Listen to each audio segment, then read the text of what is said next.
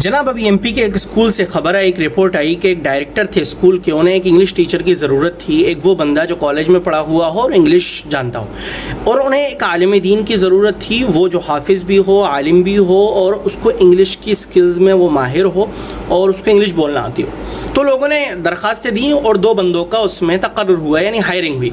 एक जो कॉलेज का बंदा था उसकी हायरिंग हो गई, उसकी सैलरी तय हुई 14,000 रुपये। जब ये आलिम दीन जो थे, मौलाना थे, इनके इंटरव्यू का नंबर आया और सैलरी डिस्कशन का नंबर आया, तो डायरेक्टर साहब ने कहा कि हम आपको 8,000 रुपये सैलरी देंगे। तो मौलाना ने वजह पूछी, रीज़न, आपने मेरी ही जैसे सेम पोजीशन पे एक बंदे को हायर किया है, सेम क्लास में पढ़ाने के लिए, सेम सब्जेक्ट में पढ़ाने के लिए, और आप मुझसे दीनी तालीम भी पढ़वाएंगे, तजवीद भी पढ़वाएंगे, नूरानी कायदा भी पढ़वाएंगे, इवन इंग्लिश की क्लासेस भी देंगे, तो मेरे साथ ये क्यों 8,000 क्यों? तो उन्होंने ये रीज़न नहीं दिया कि आप कम टैलेंट हैं, उन्होंने कोई लॉजिकल रीज़न नहीं दिया। मालूम है क्या कहा? अफसोस हुआ। उन्होंने कहा कि आप तो मौलाना हैं, आप तो मदरसे से पढ़े हुए हैं, आप लोगों का तो इतने में ही गुजारा हो जाता है।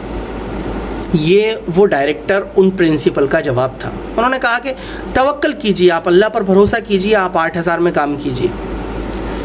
अब आप लोग बताइए कमेंट में, इज़ इट फेयर और नॉट? क्या एक आलिम दीन खाना नहीं खाता? क्या वो पत्ते चबाते हैं? क्या एक आलिम दीन हाफिज़ आदमी इंसान, क्या वो अपनी फैमिली को पालने की कोशिश नहीं करते? क्या वो फैमिली के लिए कमाते नहीं हैं? क्या एक आलिम दीन टैक्स नहीं भरते? क्या उनको सामान की ज़रूरियात नहीं पड़ती? हम वो लोग हैं। एक हाफिज़, एक आलिम, अगर आपको कहीं इतने कम पैसों में काम करते हुए नज़र आ रहे हैं तो समझ जाइए कि बचपन से लेके आलिम बनने तक उनको इस बात की ग्रूमिंग की गई कि हमें दीन की खिदमत करना है। जस्ट बिकॉज ऑफ दीन वो इतनी सैलरी में अगर आपको कहीं मस्जिद में या कहीं मदरसे में काम करते हुए दिख रहे हैं, उस दीन का फ़ायदा गलत आप मत उठाइए। स्कूल के डायरेक्टर और प्रिंसिपल साहब से आई रिक्वेस्ट, और उलमा से भी दरख्वास्त है, उफ़ाज़ से भी दरख्वास्त है, नो योर सेल्फ, अपनी वैल्यू जानना ज़रूरी है। ऐसी जगह जहाँ कदर ना हो, नेवर एवर गो, जाइए मत वहाँ।